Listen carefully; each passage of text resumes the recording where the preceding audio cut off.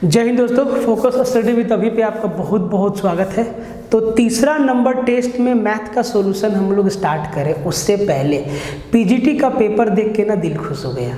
क्या हो गया भाई? तो बात को ध्यान से सुनो। जिस मोड पे हम लोग तैयारी कर रहे हैं उसी मोड पे जेएसएससी सवाल दाग रहा है। इसका मतलब क्या है आपको बताते हैं मैथ के एग्जाम्पल से। हालांकि हर एक सब्जेक्ट का हाल वही है, चाहे मैथ हो, चाहे कंप्यूटर हो, चाहे रीजनिंग हो, चाहे जीके जीएस हो। ठीक है, देखिए हम आपको सबसे पहले क्या पढ़ाएं? Advance math पढ़ाएं। क्यों पढ़ाएं? क्योंकि एडवांस मैथ का वेटेज ज़्यादा है और ये आपको रिसेंट जो पीजीटी का एग्ज़ाम हुआ उसमें आपको दिख गया होगा। ट्रिगो से 4 सवाल डाल दिया है, एरिया वॉल्यूम से सवाल डाला है, वो भी रिपीट करके जो 2016 में झारखंड सचिवालय का परीक्षा हुआ ना, उसका एरिया वॉल्यूम का सवाल जो है सीधा डाल दिया है आपका पीजीटी के एग्ज़ाम में, ये वाला सवाल। और ये सारा सवाल आप लोग को करवा चुके हैं यूट्यूब पे। ठीक है, और रीजनिंग का बात करते हैं। 6-7 चैप्टर अभी तक हम आपको रीजनिंग में पढ़ाए हैं। मैक्सिमम सवाल वहीं से है, मैक्सिमम सवाल वहीं से है। सवाल कोडिंग डिकोडिंग से है, सवाल डायरेक्शन से है, सवाल ब्लड रिलेशन से है। कंप्यूटर के बारे में सुन लीजिए। जो आप लोग को 5 फ्री टेस्ट दिए हैं ना, कंप्यूटर का जो 5 फ्री टेस्ट दिए हैं, जिसमें करीबन 1000 से ज़्यादा स्टूडेंट इनरोल है, जिसका प्राइस 1 रुपया है। आप उसका सवाल उठा के देख लीजिएगा, पीजीटी में सवाल आया है वहाँ से, कंप्यूटर से। तो ये नहीं कह रहे हैं कि जो हम बता रहे हैं वही सवाल आ रहा है, नहीं। जिस तरीका से, जिस पैटर्न पे और जो सोच समझ के, जिस रणनीति के तहत हम लोग आपको पढ़ा रहे हैं ना, उसी से सवाल आपका मैच कर रहा है। ठीक है, तो बस कहना यही है, चाहे मैथ हो, चाहे कंप्यूटर हो, चाहे रीजनिंग हो, चाहे अभिषेक सर का साइंस हो, चाहे वो जो झारखंड आप लोग को बता रहे हैं अभी यूट्यूब पे, एकदम रिलेवेंट कंटेंट हम लोग आपको प्रोवाइड करवा रहे हैं। समझे? आप देखिए। अच्छा, ये जो पीजीटी का जो क्वेश्चन आया है मेरे पास, आप लोग के पास और सवाल होगा तो भेजिएगा, क्योंकि सब सवाल का सॉल्यूशन यहाँ करवा देंगे।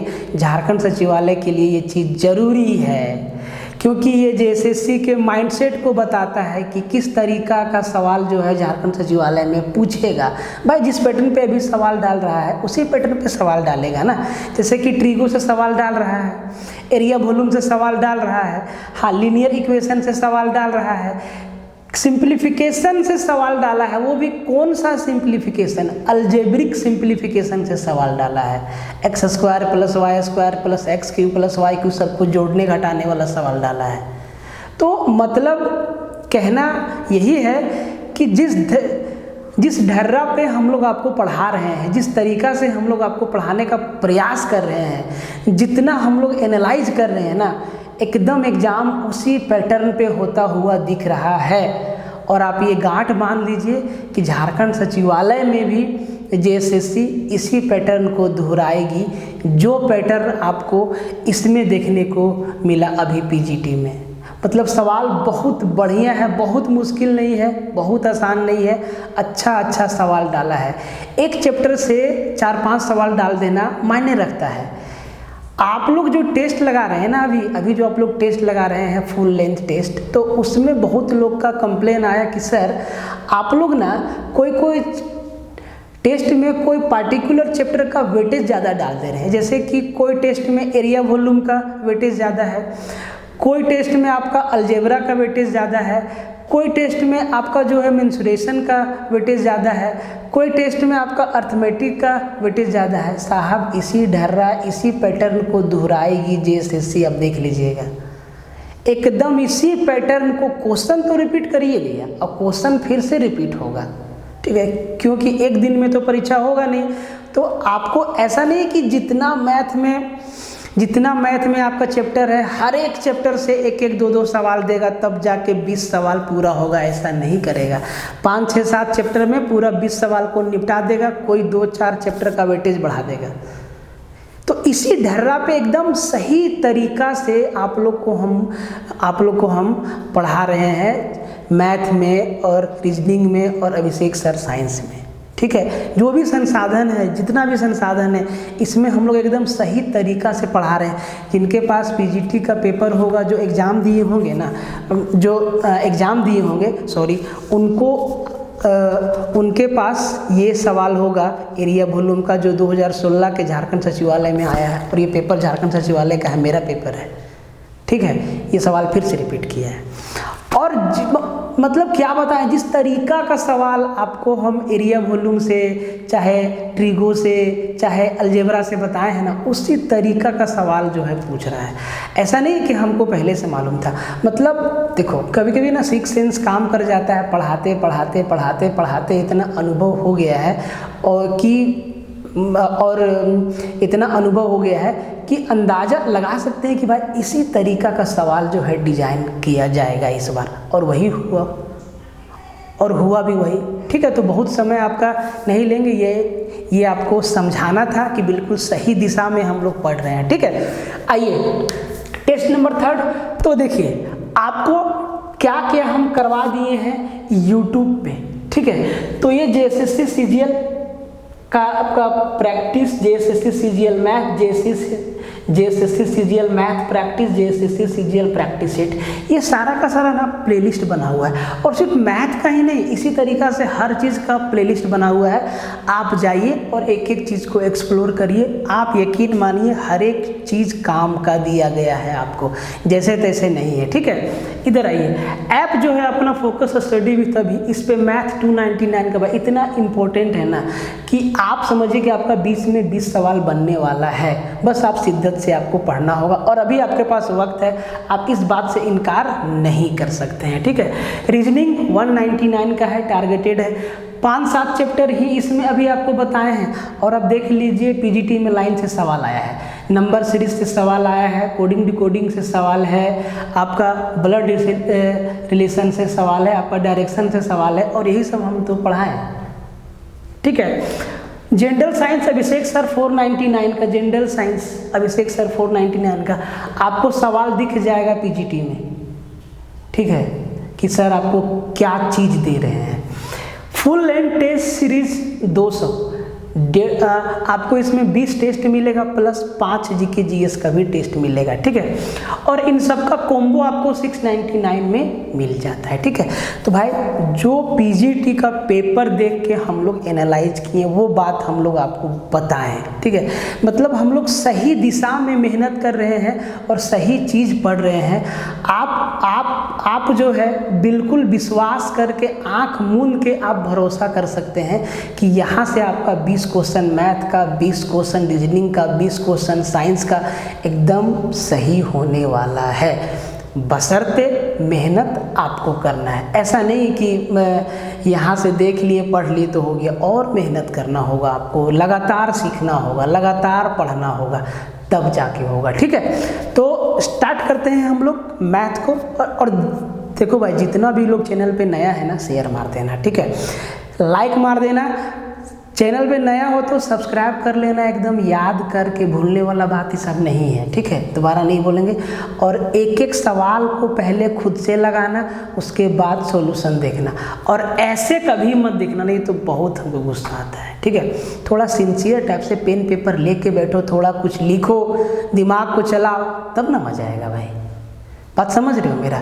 तो एकदम शुरू से लेके आखिरी तक वीडियो को देखना। जो लोग टेस्ट लगा रहा है उनके लिए तो ये अमृत है ही, और जो लोग टेस्ट में इनरोल नहीं है उनके लिए ये प्रैक्टिस है 20 सवाल का। आप भी नापिए कि हम आपको कैसा कैसा टेस्ट में सवाल दे रहे हैं, और एग्जाम में कैसा कैसा सवाल आ रहा है, लेवल मैच कर रहा है कि नहीं मैच कर रहा है, ये तो आप खुद समझ सकते हैं।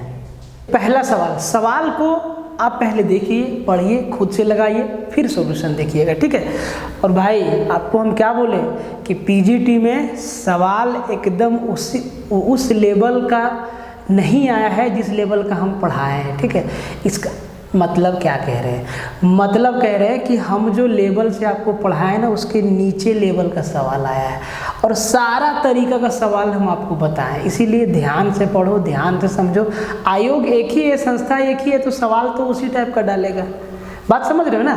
देखो, एक वर्गाकार पार्क की प्रत्येक भुजा 19 मीटर है। पार्क के कोने पर 7 मीटर 7 मीटर रेडियस के चतुर्थांश के रूप में एक फूलों की क्यारी बना है, जैसा कि चित्र में दिखाया गया। फिगर यहाँ बना दिए, ठीक है। पार्क के शेष भाग का क्षेत्रफल ज्ञात करिए। ये एक वर्गाकार पार है जिसका ईच साइड कितना 19 मीटर 19 मीटर 19 मीटर 19 मीटर है, और इसके हर एक कॉर्नर पे, चारों कोना पे 7 मीटर त्रिज्या का एक सर्कल बनाया है, 1/4 का सर्कल, चतुर्थांश क्वाड्रेंट बना हुआ है, ठीक है। 4 क्वाड्रेंट है और 4 क्वाड्रेंट मिलके एक सर्कल बनेगा। स्क्वायर है, हर एक एंगल 90 डिग्री का, ठीक है। तो ये चारों क्वाड्रेंट को जब सटा देंगे ना तो एक सर्कल का निर्माण होगा। अब शेष भाग का एरिया पूछा, मतलब बीच वाला भाग का। एग्जाम का अप्रोच बताते हैं कैसे निकालोगे। पूरा स्क्वायर के एरिया में अगर ये चारों टुकड़ा का एरिया या एक सर्कल का एरिया घटा दे तो यही वाला पार्ट बचेगा ना। एकदम सीधा बताएं आपको कि वर्ग के क्षेत्रफल में एक वृत्त के क्षेत्रफल को घटा देंगे तो इस वाला पार्ट का एरिया निकल जाएगा जो हमसे पूछा है। अब देखो कैलकुलेशन अपना जिम्मा, भरवली करो।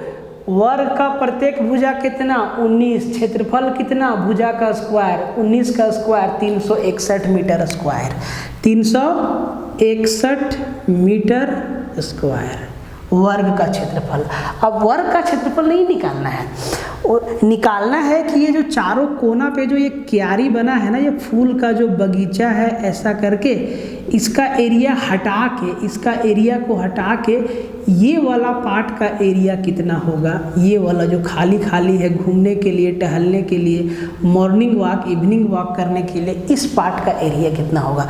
तो हम आपको क्या बोले, ये क्या है, क्वाड्रेंट बना है, वृत्त का चतुर्थांश। जिनको नहीं समझ में आया समझा देते हैं। देखो ये एक सर्कल है, ये इसका सेंटर, इसको 4 भाग में बांट दो तो ये 90 डिग्री का 4 हिस्सा बनेगा, 90 डिग्री, यहाँ भी 90 डिग्री, समझ लो भाई, यहाँ भी 90 डिग्री और इधर भी 90 डिग्री, ठीक है। तो ये जो क्वाड्रेंट है ना, ये हम एक हिस्सा को काट के निकालते हैं ना, ये वाला पार्ट, ये हर एक कॉर्नर पे इसी शेप का फूलों का बगीचा बना है, ठीक है। फिगर दिमाग में आ गया होगा, ठीक है। अब देखो, अब ये चारों क्वाड्रेंट को मिला देंगे तो एक सर्कल का निर्माण नहीं हो जाएगा 360 डिग्री। तो या हम इस चारों त्रिज्या खंड का या इस चारों वृत्त खंड का क्षेत्रफल को जोड़ेंगे तो एक सर्कल का एरिया आएगा। तो काहे को माथा लगाना है, सीधा सर्कल का एरिया निकालो। रेडियस कितना दिया है 7 सेंटीमीटर, रेडियस कितना दिया है 7, यही ना रेडियस है, यही ना रेडियस है, यही ना रेडियस है। देखो तो यही ना रेडियस दिया है 7 सेंटीमीटर, यही ना है 7 सेंटीमीटर। एकदम तोड़ के बता दिया आपको, बात समझ में आया। अब देखो पूरा सर्कल का एरिया कितना, सर्कल का एरिया पाई आर स्क्वायर, पाई मतलब कितना 22/7, 22/7 गुना 7 गुना 7, 7 का स्क्वायर 7 गुना 7, तो 7 से 7 कैंसल, 22 सत्ते 154। तो इसमें 154 मीटर स्क्वायर घटा दीजिए भैया। इतना घटाव कर सकते हैं ना, ऊपर नीचे लिख दिए ना, बस देखो इतना ही काम करेगा बंदा लोग, इतना ही काम करेगा। तो भाई 11 में 4 गया तो 7 metre square, last unit digit क्या आएगा 7। देखो 4 ऑप्शन दिया है, 2 का यूनिट डिजिट 7 है, ना तो ये ना तो ये, ठीक है। अब यहाँ बच्चा 5 में 5 गया 0, 07 किस में 207। इसी तरीका से आपको खेलना होगा एग्जाम में, एकदम पूरा घटाना जरूरी नहीं है भाई, डिजिट भी तो मिलना चाहिए। अब लास्ट का 2 डिजिट 07 07 07 07 यहाँ है, खत्म कहानी। चारों में रहता 07 07 तो घटा देते, और वैसे भी 361 में 154 घटाना कौन सा बड़ा बात है, तरीका हम आपको बताएं, बात समझ में आया। ये 2 सवाल देखिए सवाल तो आसान है, तरीका हम आपको बताते हैं यहाँ कि कैसे हैंडल करना है सवाल को। अब देखिए ये जो सवाल है कहता है कि यदि x बराबर 2, और देखिए इसी टाइप का सवाल जो है पीजीटी में डाला है, सिंप्लीफिकेशन का सवाल है लेकिन अलजेब्रिक सिंप्लीफिकेशन है, अलजेब्रिक सिंप्लीफिकेशन है, इसी टाइप का सवाल आपका पीजीटी वाला में डाला है। आप देखिएगा तो x का वैल्यू दे दिया है और इधर एक्सप्रेशन दिया है x Q plus 27x² plus 243x plus 631 का मान क्या होगा। तो आपको इसमें कोई फॉर्मूला दिख रहा है? आप देखेंगे सर कोई फॉर्मूला आपको नहीं दिख रहा है। यहाँ पे एक्स क्यू दिख रहा है, यहाँ पे 27x² है, यहाँ पे 243x है प्लस 631 है। इसका क्या तरीका है? कोई तरीका नहीं है, x का वैल्यू रखना होगा। x का वैल्यू जैसे रखेंगे ये जोड़ बन जाएगा। कैसे? देखिए रख के दिखाते हैं आपको, एकदम आसान है। यहाँ पे x का वैल्यू कितना 2 दिया है, सवाल एकदम आसान है। x का वैल्यू 2 दिया है तो x क्यूब मतलब 2 का क्यूब 8, 27x², 2 का स्क्वायर 4, 27 चौके 108, 27 चौके 108 प्लस 243x, 243 गुना 2 486 और प्लस में 631। इतना ही तो काम करना है, इतना ही तो काम करना है आपको। 600 और 400 1100 और एक 1100 1200 जोड़ दीजिए, इतना ही काम करना है। आप इसका आंसर कमेंट करिए जोड़ के। इतना सा तो आप काम कर ही सकते हैं मेरे भैया जी, इतना सा काम करने में क्या दिक्कत है आपको? इसका आंसर दीजिए आप। इस सवाल को देखिए, ट्रायंगल का सवाल है, कितना आसान सवाल है। कहता है कि त्रिभुज का एक कोण समांतर चतुर्भुज के आसन कोणों का योग का 2/3 है। अब देखिए आसन कोण क्या होता है? एडजेसेंट एंगल अंग्रेजी में कहते हैं एडजेसेंट एंगल। आसन कोण क्या होता है? समांतर चतुर्भुज के आसन कोण के योग का 2/3 ट्रायंगल का एक एंगल है। अब आसन कोण जानेंगे तभी सवाल बनेगा, नहीं तो नहीं बनेगा। त्रिभुज के शेष 2 कोण का अनुपात दे दिया है 5:7। सवाल एकदम आसान है, बस आपको एडजेसेंट एंगल के बारे में जानना है। तो समांतर चतुर्भुज का आसन कोण का योग 180 डिग्री होता है। अब आसन कोण होता क्या है? देखो ये हमारा समांतर चतुर्भुज है, तो ये एंगल और ये एंगल क्या हो गया? आसन कोण हो गया। या ये एंगल क्या हो गया? आसन कोण हो गया। जो एक भुजा से लिंक हो 2 कोण, देखिए इससे लिंक है ना ये दोनों कोण, तो ये क्या होगी? पड़ोसी आसन कोण। तो इनका सम हमेशा 180 डिग्री होता है। पहला लाइन आसन कोण का योग 2/3 है, तो भैया 180 का 2/3 है। अब आप करेंगे ऐसे 180 गुना 2/3। अरे भैया 180 को 2/3 से मल्टीप्लाई करना है तो 180 को 3 से भागा देना है, 60 आएगा। 60 दूना 120। इतना काम आपको करना होगा वर्बली, ठीक है। तो भैया 180 का 2/3 कितना हो गया? 120 डिग्री। 120 डिग्री ये ना ट्रायंगल का एक एंगल है। अब ट्रायंगल के तीनों एंगल का सम कितना?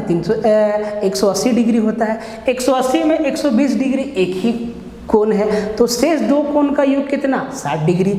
अब 60 डिग्री को ऐसे बांट दीजिए 5:7 के रेशियो में, तो 5 और 7 12 और 12 अनुपात का वैल्यू 60 डिग्री। तो 1 अनुपात का 12×5 = 60, 5 डिग्री। तो 5 अनुपात का 5×5 = 25 डिग्री और 7 का 7×5 = 35 डिग्री। यही तो त्रिभुज का तीनों कोण हुआ। पूछा क्या है? दूसरे सबसे बड़े कोण। ये भाई दूसरा सबसे बड़ा कोण 35 डिग्री हुआ कि नहीं हुआ? आंसर मेरा हो गया। इसी लेवल का सवाल पीजीटी में डाला गया है। भाई हम बार बार क्यों बोल रहे हैं? क्योंकि जिस लेवल पे हम लोग मेहनत कर रहे हैं, हम मेहनत कर रहे हैं आपके लिए, अभिषेक सर मेहनत कर रहे हैं आपके लिए, एकदम एग्जाम के लेवल से मैच करता है। और आपको क्या चाहिए? आपको और क्या चाहिए? हीरा मोती तो नहीं चाहिए कि भैया आपको इतना ही मतलब होना चाहिए कि हम जो पढ़ाएं आप बढ़िया से समझ जाइए और उसी अकॉर्डिंग एग्जाम में सवाल आएगा, आप बढ़िया परफॉर्मेंस दे के घर आ जाइए और चद्दर तान के सूझ जाइए। देखिए रिजल्ट कैसे नहीं होगा, समझे बात को? आपको देखिए ट्रिगो का छोटा सा सवाल है। कहता है कि यदि 8 sin x = 4 + cos x है तो sin x का मान ज्ञात करिए।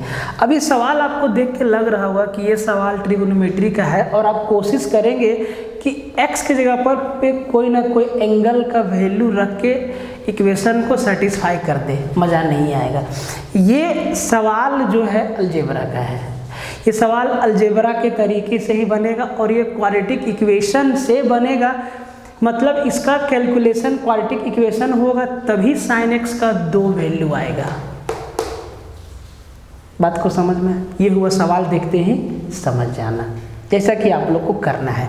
और ये कैसे होगा, तो प्रैक्टिस से होगा। अब जरा ध्यान से देखो, कैलकुलेशन करते हैं, समझना। इसका कैलकुलेशन 2-3 स्टेप जाएगा, 4 स्टेप, ठीक है। अब देखो 8 sin x equal to 4 plus cos x है और sin x का वैल्यू हमसे पूछा है। इसका मतलब इस पूरे इक्वेशन को sin x में चेंज करना पड़ेगा। तो जो sin है उसको sin रहने देंगे, जो cos है उसको sin में चेंज करने का कोशिश करेंगे। तो क्या हम इसको लिख सकते हैं, देखो तो 8 sin x और -4 को इधर ले आए बराबर cos x, ठीक। अब यहाँ पे आपका परेशानी क्या होगा कि सर अगर cos स्क्वायर x रहता तो 1 - sin स्क्वायर x लिख देते हैं। cos x को कैसे लिखें, cos x को कैसे लिखें, तो मेरे भाई समझा देते हैं, समझो। cos x को हम लिख सकते हैं cos स्क्वायर x और इस पे रूट लिख सकते हैं ऐसे। cos x को cos square x under root cos square x लिख सकते हैं। नहीं समझे, ऐसे समझो। क्या हम a को a स्क्वायर और इस पे रूट लिख सकते हैं, दोनों बात एक ही है। बोले सर लिख सकते हैं। ये बात आपको समझ में आया? देखो छोटा बात है, नहीं मालूम रहेगा तो सवाल नहीं बनेगा, ठीक है। मतलब cos x को हम root under cos square x लिख सकते हैं। भाई स्क्वायर से रूट कैंसिल हो जाएगा, cos x बच जाएगा। बात एकदम सही है। अब देखो, अब जब हम ऐसे लिखे ना तो cos स्क्वायर x को 1 - sin स्क्वायर x लिख सकते हैं। बोले सर बिल्कुल। मतलब हम cos x को लिख सकते हैं root under 1 - sin square x, ठीक। अब ये रूट का इधर क्या काम, रूट इधर से इधर आएगा, इस पे स्क्वायर बन जाएगा। मतलब 8 sin x -4 का होल स्क्वायर हो जाएगा, यही ना होगा। रूट हटेगा तो स्क्वायर चढ़ेगा, तो इधर आ जाएगा स्क्वायर, तो डायरेक्ट लिख देते हैं। ये हो गया a - b का होल स्क्वायर, तो a स्क्वायर भैया 8 64 sin square x plus b square 4 का स्क्वायर 16 -2ab, तो 8 चौके 32 और 32 दूना 64 sin x बराबर 1 - इधर बच जाएगा sin स्क्वायर x। यही बचेगा, बोल हाँ कि ना, यही बचेगा। अब देखो माइनस sin स्क्वायर इधर आएगा तो 64 और एक क्या हो जाएगा 65, ये हो जाएगा 65 sin स्क्वायर x। और ये +1 इधर आएगा तो 16 में घट के क्या हो जाएगा 15, यहाँ बीच में क्या रह जाएगा -64 sin x और प्लस का क्या रह जाएगा 15 बराबर। क्वाड्रेटिक इक्वेशन बना कि नहीं बना? अब भाई तोड़ना आना चाहिए फटाक से, तोड़ना आना चाहिए फटाक से आपको। अब ये 65 गुना 15 को ऐसा तोड़ना है कि जोड़ घटा के 64 के बराबर आ जाए। अब देखो तोड़ने का तरीका बता देते हैं। 65 देखो तरीका समझो, यहाँ से आप किसी भी तरीका से आगे जा सकते हैं, तरीका रहेगा तो तुरंत बन जाएगा आपसे, ठीक है। 65 को हम क्या लिख सकते हैं 13 × 5 = 65, ठीक, गुना 15 को हम क्या लिख सकते हैं 3 × 5 = 15, यही लिख सकते हैं।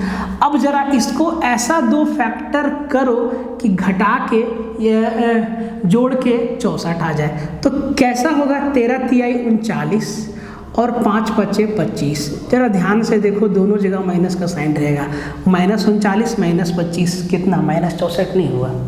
तरीका बताएं आपको, ठीक है, ये भी तरीका है और ये कोई किताब में नहीं लिखा है भाई, ये खुद का प्रैक्टिस से आएगा, ठीक है। मतलब हम इसको क्या लिख सकते हैं 65, अब समझा ही देते हैं डिटेल से, तो -39 sin x -25 sin x और +50 बराबर 0।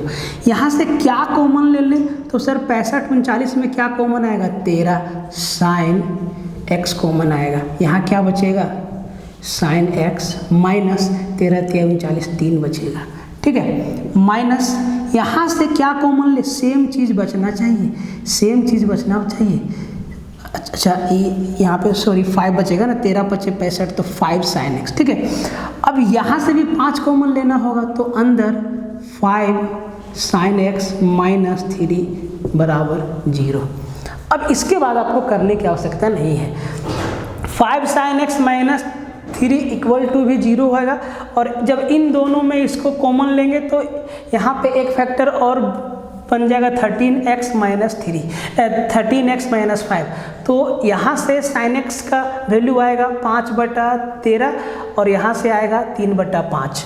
तो साइन एक्स का दो वैल्यू आएगा, एक आएगा 3/5 और दूसरा आएगा 5/13। ऑप्शन नंबर है आपका आंसर। आसान सवाल नहीं था ये, आसान नहीं था। ठीक है, देखिए सवाल को पढ़िए, बनाइए, आंसर को कमेंट में डालिए और देखिए कि आप कैसे बनाते हैं। ठीक है, कहता है कि एक मिश्र धातु में जस्ता, तांबा और टीन का अनुपात 2:3:1 है। एक मिक्सचर है, उसमें जस्ता, तांबा और टीना, तीन धातु है, 2:3:1 के अनुपात में है। दूसरे में है तांबा, टीन और सीसा का अनुपात 5:4:3 है। ठीक है, यदि दोनों को समान मात्रा के साथ पिघलाकर तीसरी मिश्र धातु बनाया जाता है तो नई मिश्र धातु में सीसा का प्रति किलो वजन क्या होगा। मतलब सीसा का कितना हिस्सा होगा उसमें टोटल तीसरी धातु में। अब जरा ध्यान से देखो, बोला क्या है, समान मात्रा में लेना है। अगर 5 किलो इसका लेंगे तो 5 किलो इसका भी लेंगे, 10 किलो इसका लेंगे तो 10 किलो इसका भी लेंगे। बात समझ में आ रहा है? तो भाई समान मात्रा में पूछा है, बोला है, तो आप देखिए कि ये जो अनुपात दिया है क्या ये समान मात्रा में है। 2, 3, 5 और 1 6, यहाँ पे 6 है, यहाँ 5 और 4 9 और 3 12। मात्रा समान नहीं है, मात्रा समान नहीं है। तो पहले इसको समान कर लेते हैं। देखो समान करने का कई तरीका है, हम आपको सिंपल तरीका बताते हैं। ठीक है, हम आपको सिंपल तरीका बताते हैं। इसको जोड़ो, 3, 2, 5 और 1 6, 6 से इसको मल्टीप्लाई कर दो, 5, 4, 9 और 3 12, 12 से इसको मल्टीप्लाई कर दो, उसके बाद सब कुछ जोड़ दो। ठीक है, अब जरा ध्यान, बस यहाँ पे ध्यान देना है ना कि जस्ता है, तांबा है और टीना है, दूसरा में तांबा है, टीना है और सीसा है। दोनों में कॉमन क्या है, तांबा और टीना। इसके अलावा पहला में जस्ता है और दूसरा में सीसा है। तो आप लिखने में गड़बड़ कर सकते हैं ध्यान से, इसीलिए लिख लीजिएगा। देखो ये 2:3:1 है ना भाई, इसको 12 से मल्टीप्लाई करना है। इसमें क्या है देखो, एकदम सावधानी से, जस्ता है, तांबा है और टीना है। अब इसको 12 से मल्टीप्लाई करना है, तो 12 दूना 24, 12 तिहाई 36, 12 एकम 12, ये हो गया। ठीक, इतना हो गया पहला। अब दूसरा को 6 से मल्टीप्लाई करना है। इसमें क्या किया है लिख दो, इसमें क्या किया है, तांबा है, टीना है और सीसा है।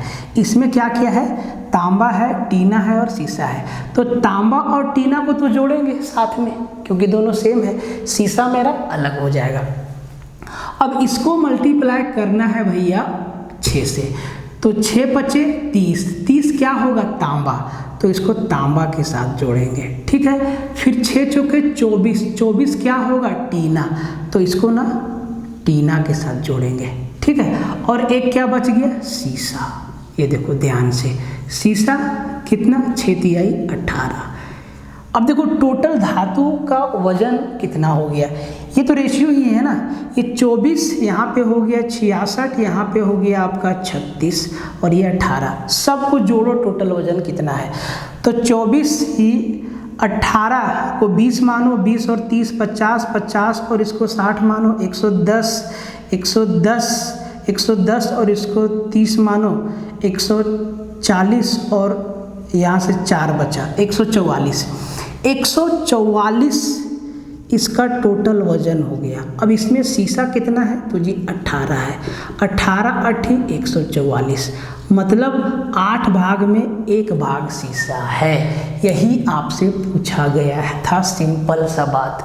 बस यहाँ पे हम लोग फंस सकते थे क्योंकि एग्जामिनेशन हॉल में प्रेशर रहता है।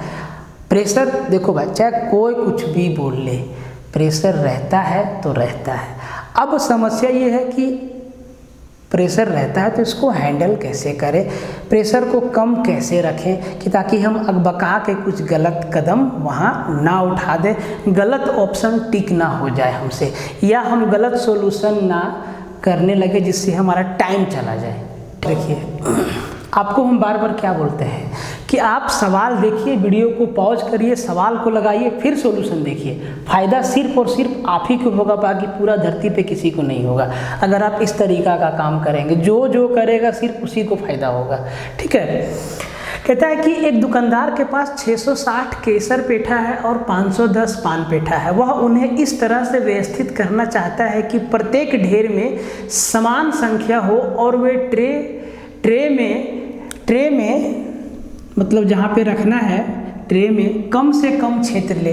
इस प्रयोजन के लिए प्रत्येक ढेर में कितने पेठे रखे जा सकते हैं। अब देखो सवाल देखते ही आपके भेजा में क्या घुसना चाहिए कि ये सवाल LCM HCF का है। अब एक दुकानदार के पास 660 वो केसर पेठा है और 510 पान पेठा है। ठीक है। अब उसको वो सजाना चाहता है ट्रे में, और हर एक ट्रे में समान बराबर संख्या हो, कम से कम क्षेत्र ले। इसका मतलब क्या निकालने बोल रहा है आपसे, HCF की LCM? HCF निकालने बोल रहा है। तो बस सिंपल सा बात है, 660 और 510 का HCF क्या होगा?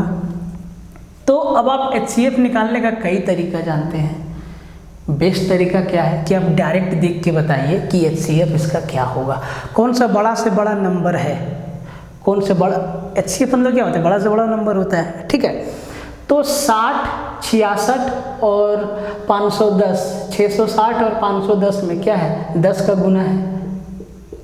ठीक, इधर बचा 66 और इधर बचा 51, तो 22 तिहाई 66 और 17 तिहाई 51 मतलब 3 और 10 तिहाई 30 इसका LCM होगा। मतलब हर एक ट्रे में वो 30 पेठा रखेगा, 30 पेठा रखेगा हर एक ट्रे में। ठीक है। ये तो हो गया, बहुत ही आसान सवाल था। आसान सवाल देखो लिख देते हैं, आसान सवाल था। भाई मेरे एग्जाम में आसान भी आएगा, मुश्किल भी आएगा, और आसान से ऊपर और मुश्किल से नीचे किसी भी तरीका का सवाल आपके सामने फेंक के मार सकता है एग्जामिनर। बोलेगा लो इसको बनाओ, तो कैसे बनाओगे, कंसेप्ट रहेगा तब ना भाई। ठीक है। और वीडियो को मेरे दोस्त अरे शेयर मारो। देखो भाई एक बात बताओ, 500-600 लोग वीडियो देखता है, अरे भैया कम से कम लाइक तो ठोक दो, बढ़िया लगता है तो। नहीं लगता है तो एटलीस्ट लिखो तो क्या अच्छा नहीं लग रहा है, लिखो तो सही क्या अच्छा नहीं लग रहा है, क्या बदलाव होना चाहिए, क्या आपको पढ़ना है। अभी कुछ लोग बोल रहे हैं कि सर ट्रेंडिंग टॉपिक मतलब जो इम्पोर्टेंट टॉपिक है उस पर क्वेश्चन करवा दीजिए। करवाएंगे, उसको भी लाएंगे। ठीक है। जो 10-12 चैप्टर है और हर एक चैप्टर से 15 सवाल 20 सवाल 15 सवाल 20 सवाल, उससे आपका पूरा चैप्टर रिवीजन हो जाएगा। ठीक है। और जब आप टेस्ट लगाइएगा, फिर यहाँ पे आपका प्रैक्टिस होगा, आप कोर्स में पढ़ रहे हैं, फिर क्या चाहिए, मज़ा आ गया, सारा का सारा क्लियर हो गया आपका झमेला। इस सवाल को देखिए, 123 प्रिंटर 1/15 घंटा में 984 पेपर प्रिंट कर सकता है, 984 पेज प्रिंट कर सकता है। ठीक है। तो पूछा है कि एक प्रिंटर प्रति मिनट प्रिंट कागजों की संख्या, तो एक प्रिंटर 1 मिनट में कै गो कागज प्रिंट करेगा। यही आपसे क्या आ जाता है मुँह में, यही आपसे पूछा गया है। ठीक है। तो भाई एक बात बताओ, प्रति मिनट पूछा है, समय आवर में दिया है। अच्छा 1/15 घंटा मतलब कितना मिनट हुआ, 4 मिनट नहीं हुआ, 1/15 घंटा मतलब 4 मिनट। अब ये बात भी आपको बताना होगा कि बाबू रे 1 घंटा में 60 मिनट होता है, तो 1/15 घंटा गुने 60, 15 चौका 60, 4 मिनट, ये बात आपको बताना होगा। नहीं, 1/15 घंटा मतलब 4 मिनट। कहने का मतलब है कि 4 मिनट में 984 पेपर प्रिंट करता है। कितना प्रिंटर, 123 प्रिंटर। तो 1 मिनट में कितना प्रिंट करेगा, तो कहेंगे सर 984/4, तो 4 दूना 8, 4 चौके 16 और 4 छक्के 24, ये 246 पेपर प्रिंट करेगा। कितना प्रिंटर, 123 प्रिंटर। 123 प्रिंटर 4 मिनट में 984 पेपर, तो 1 मिनट में 984 भागा 4 246 पेपर प्रिंट करेगा 123 प्रिंटर। अब पूछा है एक प्रिंटर 1 मिनट में, मेरे भाई 123 प्रिंटर 1 मिनट में 246 पेपर प्रिंट कर रहा है, तो एक प्रिंटर 246 भागा 123, मतलब 2 पेज प्रिंट करेगा एक प्रिंटर। मुश्किल सवाल नहीं ना था भाई, टेक्निकल सवाल था, टेक्निकल सवाल था। अब आप कहेंगे सर ये सवाल टाइम एंड वर्क का है टाइम एंड वर्क का ही सवाल है, बस लैंग्वेज आपका चेंज है, और ऐसा सवाल आपको नंबर सिस्टम में भी देखने को मिल जाता है। बात समझ रहे हैं ना? इन दोनों सवाल को देखिए, पहले खुद से लगाइएगा, उसके बाद आप आगे बढ़िएगा, ठीक है? नहीं तो एग्जामिनर सवाल से इतना फेंक के मारेगा ना कि घायल कर देगा एग्जामिनेशन हॉल में।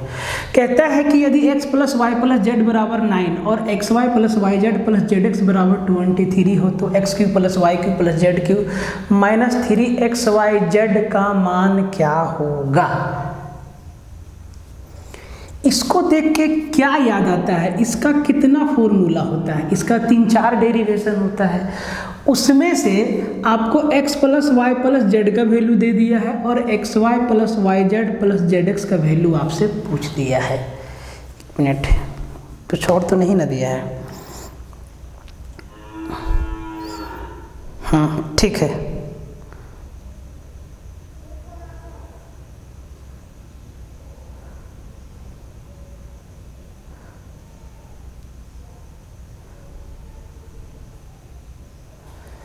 कहीं कुछ हम गलत लिख दिए क्या?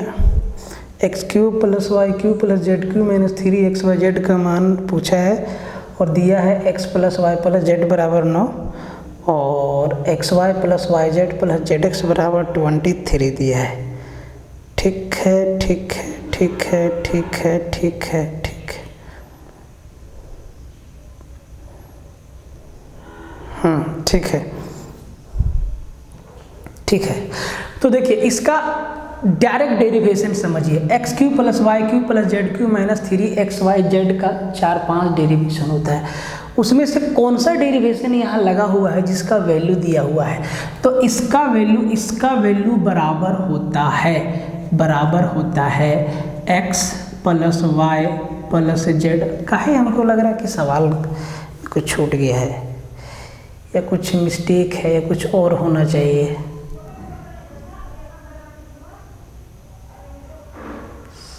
+ y + z बराबर 9,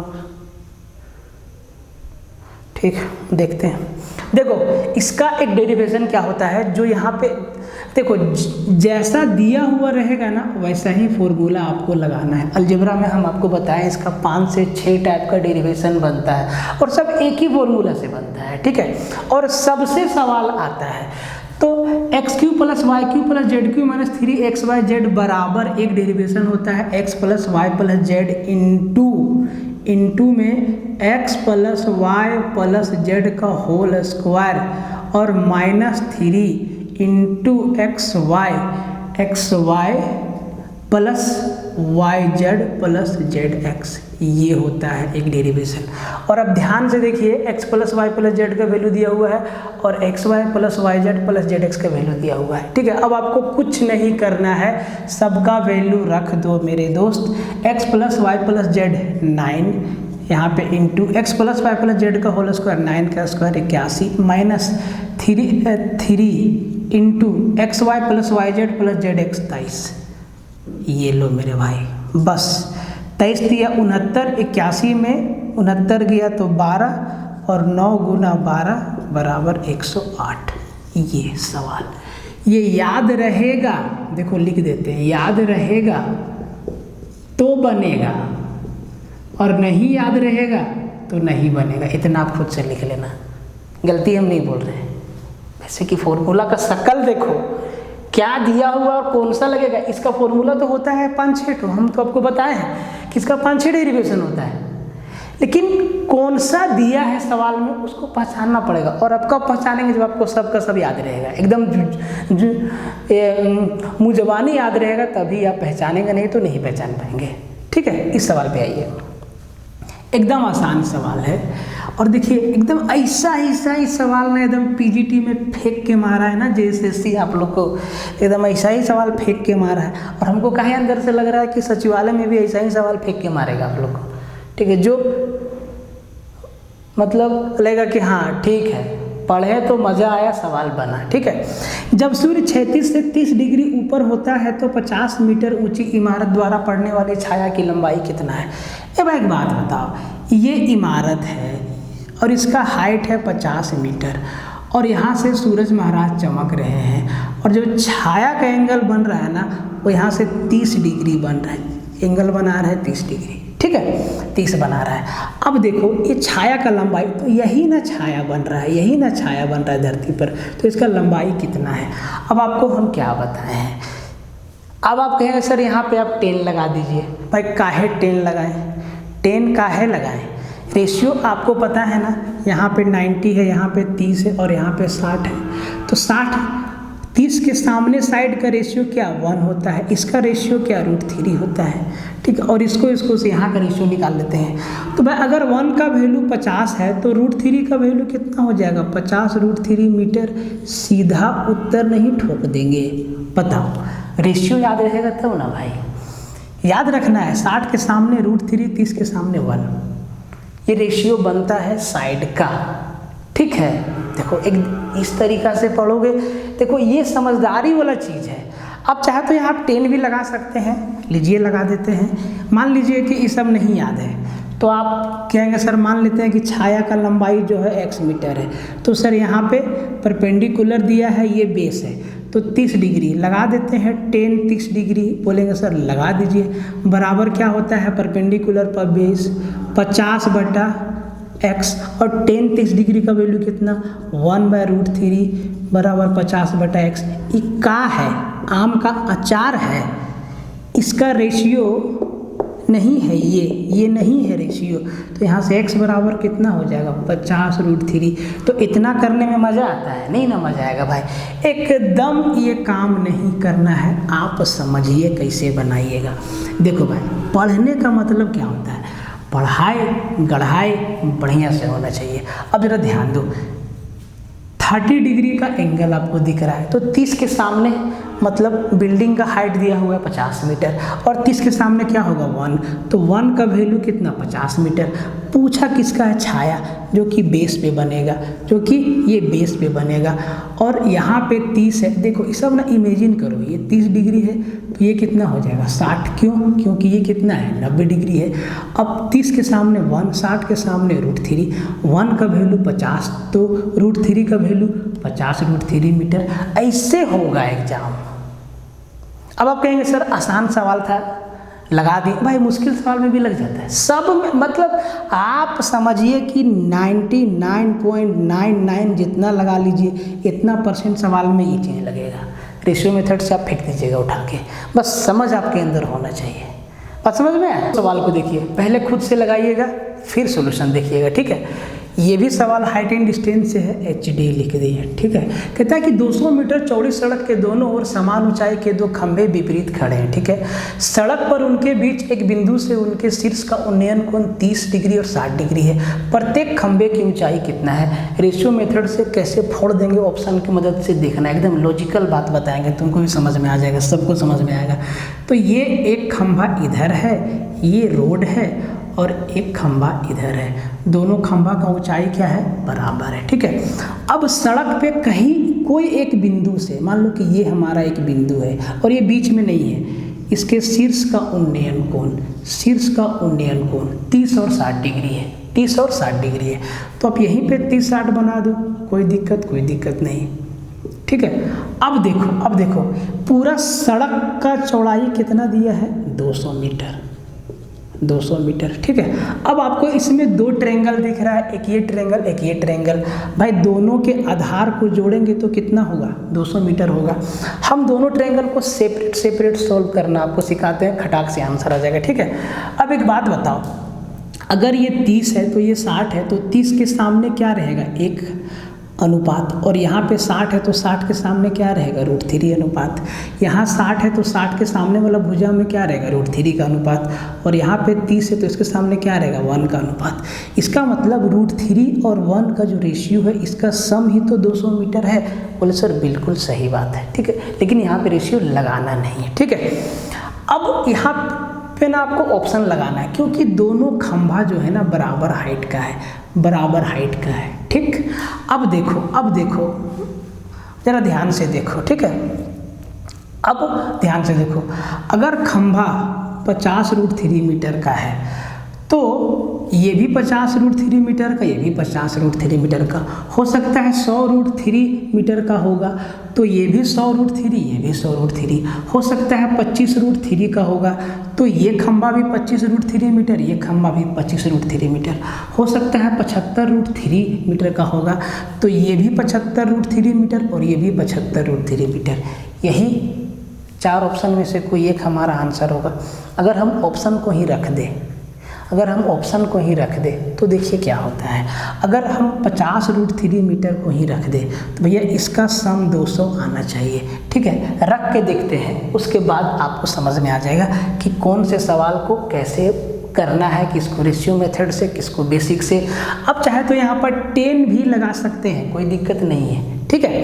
लेकिन अगर ये 50 √3 है तो इस वाला ट्रेंगल में 1 का वैल्यू 50 √3 है तो √3 का वैल्यू कितना हो जाएगा। अगर 1 का वैल्यू 50 √3 है तो √3 का वैल्यू गुना √3, तो 50 √3 गुना √3, √3 गुना √3 3, 50 3 150, मतलब ये आ गया 150, ये आ गया 150 मीटर, ठीक है। अब यहाँ पे √3 का वैल्यू 50 √3 मीटर है, अगर √3 का वैल्यू 50 √3 मीटर है तो 1 का वैल्यू तो 50 √3 भागा √3 कैंसिल 50, तो 150 और 50 200 मीटर आपका आ गया, 200 मीटर आ गया। अब हो सकता है दूसरा वाला ऑप्शन भी मैच कर जाए, देखते हैं। जरा ध्यान से देखो, अगर ये प्रत्येक खंभा का लंबाई 100 √3 मीटर है तो 1 का वैल्यू 100 √3 होगा, तो √3 का वैल्यू कितना, 100 √3 गुना √3 मतलब 300। भाई सड़क का चौड़ाई 200 है तो 300 कहाँ जाएंगे। अब देखो, अगर हम 25 को लेंगे तो कम आएगा, 75 को लेंगे तो ज़्यादा आएगा, क्या बचा 50 √3, आपको बता दिए, ठीक है। इस तरीक़ा से आप अगर सवाल को तोड़ेंगे तो बहुत जल्दी आपका आंसर आएगा, ठीक है, बशर्ते आपका लॉजिक मजबूत होना चाहिए। बाकी आप टेल लगा के बना सकते हैं, कोई दिक्कत नहीं है, ठीक है। दूसरा वाला सवाल देखिए, दूसरा वाला सवाल कहता है कि सबसे बड़ा पूर्णांक, नंबर सिस्टम का सवाल है, NS नंबर सिस्टम का सवाल है, ठीक है। सबसे बड़ा पूर्णांक जो किन्हीं 4 क्रमागत पूर्णांकों के गुणनफल को विभाजित करेगा। जांचने का तरीका क्या है, कोई भी 4 लगातार नंबर लो, 1 गुना 2 गुना 3 गुना 4, कोई भी 4 गुना 5 गुना 6 गुना 7, या 11 गुना 12 गुना 13 गुना 14, या कुछ भी 21 गुना 22 गुना 23 गुना 24, या कुछ भी 66 गुना 67 गुना 68 गुना 70। कोई भी 4 लगातार पूर्णांक लो, कोई भी 4 लगातार पूर्णांक लो, इनको विभाजित करने के लिए एक ऐसा नंबर है जो हर एक 4 लगातार पूर्णांक के गुणनफल को विभाजित करेगा। आप कोई भी 4 लगातार ले लो, 101 गुना 102 गुना 103 गुना 104, कोई भी 4 लगातार पूर्णांक कहीं से भी उठा लो, वो कौन सा नंबर है जो ऐसा नंबर के प्रोडक्ट को हमेशा काटेगा, 4 कंसेक्यूटिव नंबर के प्रोडक्ट को हमेशा डिवाइड करेगा। अब देखो, इसको चेक करो तो सबसे छोटा नंबर से, तो 1 गुना 2 गुना 3 गुना 4 को कौन काटेगा सर, 4 3 12 2 24, कौन काटेगा 24। ये और भी नंबर से भागा जाएगा, लेकिन बड़ा पूर्णांक हमें बोला है इन चारों, बड़ा से बड़ा पूर्णांक कौन है, ठीक है। अब 4 गुना 5 गुना 6 गुना 7 को भी कौन काटेगा, देखो 6 चौके 24, 24 काट दे रहा है। अब 11 गुना 12 गुना 13 गुना 14 को भी कौन काटेगा, इसको 24 से भागा देंगे, 12 दूना 24 और 2 सते 14, 24 काटेगा। 21 गुना 22 गुना 23 गुना 24 को कौन, 24 ही काटेगा। बात को समझना, तो आप 4 लगातार नंबर ले लो, कोई भी 4 लगातार नंबर, उनके मल्टीप्लाई को 24 जो है हमेशा डिवाइड कर देगा। 24 के अलावा और भी बहुत सारा नंबर होगा, लेकिन 24 हर एक 4 लगातार नंबर के मल्टीप्लाई को विभाजित कर देगा। देखो इस सब ना बड़ा ही बेसिक सवाल है, लिख देते हैं, जो एग्जामिनर हम लोग के मुंह पे फेंक के मारता है कि बनाओ। बात को समझ में आया? कि 2 सवाल, एक सवाल ट्रेन से है, दूसरा सवाल एवरेज से है, ठीक है। तो भाई ट्रेन वाला सवाल कहता है, अच्छा आपको करना क्या है, वीडियो को आप पॉज मारिए, पढ़िए सवाल को, लगाइए, फिर सॉल्यूशन देखिए, ठीक है। कहता है कि 2 ट्रेन विपरीत दिशा में चल रही है और उनकी गति 2:1 के अनुपात में है, ठीक है, 2:1 के अनुपात में, ठीक है। यदि पहली ट्रेन एक खड़े व्यक्ति को 5 सेकेंड में पार कर जाती है, 5 सेकेंड में पार कर जाती है, और दूसरी ट्रेन उसी व्यक्ति को 8 सेकेंड में पार कर जाती है, तो दोनों ट्रेन एक दूसरे को कितने समय में पार करेगी। देखिए इनका स्पीड का रेशियो दिया हुआ है, ठीक, दोनों ट्रेन का स्पीड का रेशियो दिया हुआ है। और पहली ट्रेन जो है जिसका स्पीड का रेशियो 2 दिया हुआ है, ये एक व्यक्ति को 5 सेकेंड में पार कर जाती है, और दूसरी ट्रेन जो है उसी व्यक्ति को 8 सेकेंड में पार कर जाती है, ठीक है। तो कहता है कि दोनों ट्रेन एक दूसरे को कितने समय में पार करेगी। कई बार ऐसा सवाल बताए हैं, इसका आंसर आप प्लीज़ कमेंट करिए। हमें भी उम्मीद लगी रहती है कि हम आपको इतना बताते हैं, आप कितना समझते हैं चीज़ों को, तो इसका आंसर आप प्लीज़ कमेंट में ज़रूर दीजिएगा, ठीक है। देखते हैं कितना लोग, बहुत लोग आंसर देता है लेकिन बहुत कम लोग देते हैं, तो इसका मतलब क्या है, इसका मतलब आप समझिए क्या है, ठीक है। आप इसका आंसर दीजिए, देखते हैं कितना लोग आंसर देता है सही। ये एवरेज वाला आसान सवाल हम बना देते हैं, ये मुश्किल सवाल आप बनाइए, बहुत आसान सवाल है ये, ठीक है, ये बहुत आसान सवाल है, इससे कम कैलकुलेशन इसमें है, ठीक है। एक परीक्षा में 7 विषय में 6 में राकेश को औसत 76 अंक मिला। अब 7 सब्जेक्ट का वो परीक्षा दिया, उसमें से 6 सब्जेक्ट का एवरेज अंक जो है 76 मिला, ठीक है। और 7 विषय और सभी में टोटल का जब वो एवरेज निकाला तो 70, तो 7वें विषय में उसको कितना अंक मिला।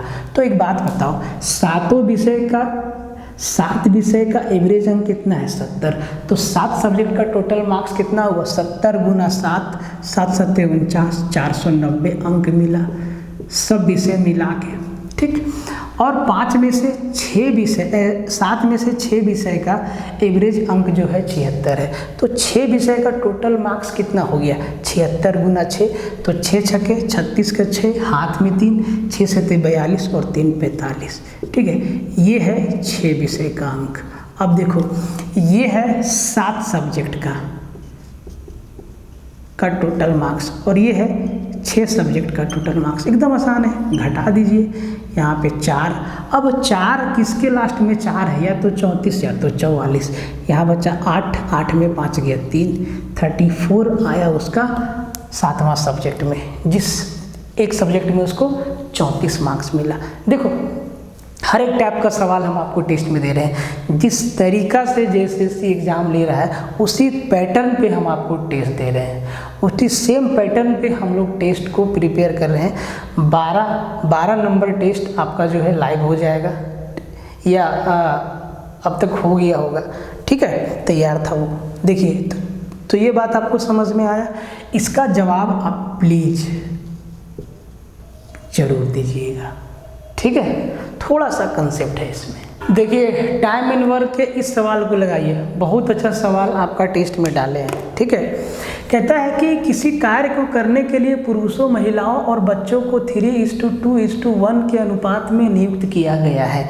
इनकी संख्या का अनुपात दिया है 3:2:1, और उनकी मजदूरी का अनुपात, इनका मजदूरी का अनुपात मतलब एक पुरुष को और एक महिला को और एक बच्चा को 5:3:2 के अनुपात में मजदूरी दिया जाता है, ठीक है। जब 90 पुरुषों को नियुक्त किया जाता है तो सभी की कुल दैनिक मजदूरी 10,350 रुपया होता है। 90 पुरुष है और सबका टोटल वर्कर का जो एक दिन का पेमेंट होता है वो 10,350 है।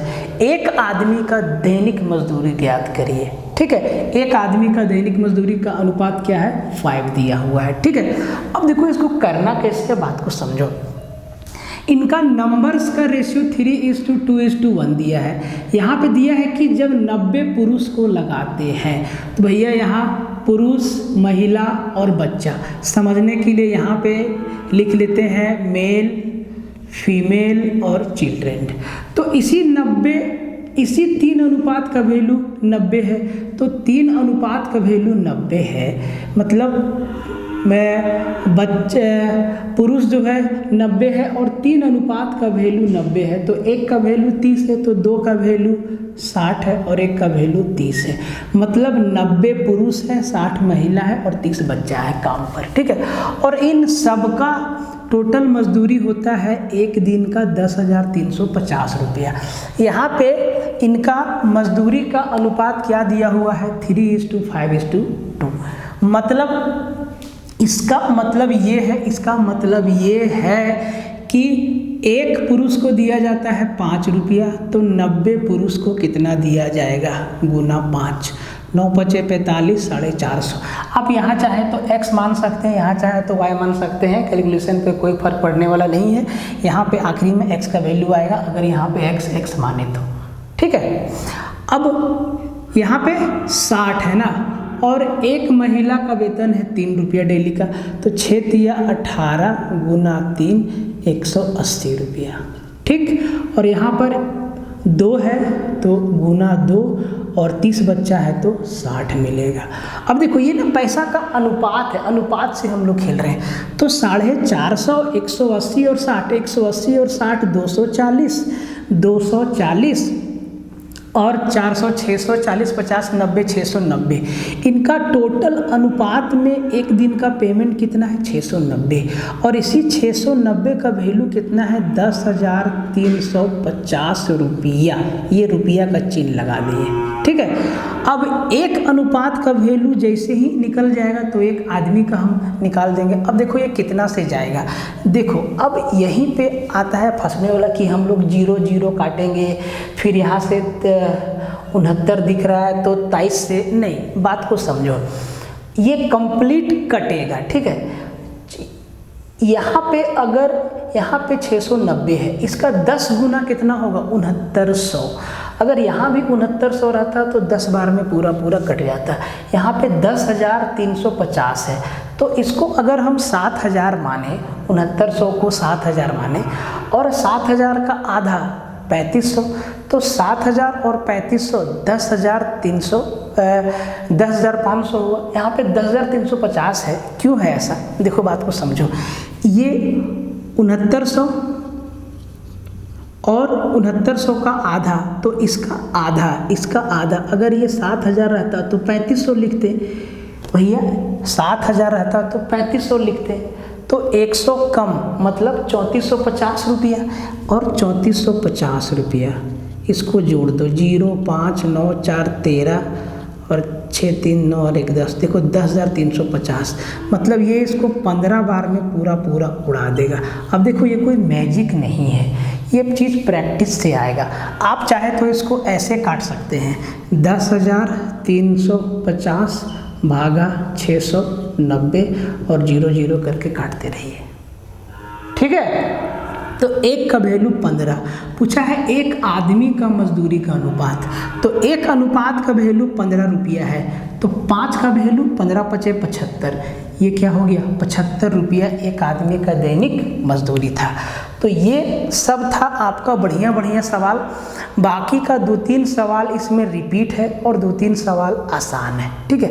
तो रिपीट वाला आगे आ जाएगा और जो आसान है वो सब बनाएगा, एकदम हलवा सवाल है। एक तो एवरेज का है, एक तो LCM HCF का है, वो आसान था, उसको छोड़ दिए, आप उसको बनाए हैं, उसको हर कोई बनाया है, ठीक है। टेस्ट में हम देखते हैं ना, हर कोई बनाया है, ठीक है। तो ये था आपका टेस्ट 3 का सॉल्यूशन। टेस्ट 4 में मिलेंगे, और आप लोग को फिर से बता रहे हैं कि किसी के भी पास PGT का पेपर है या मेमोरी बेस्ड सवाल है तो आप उसको ज़रूर व्हाट्सएप पे भेजिए या टेलीग्राम पे डालिए।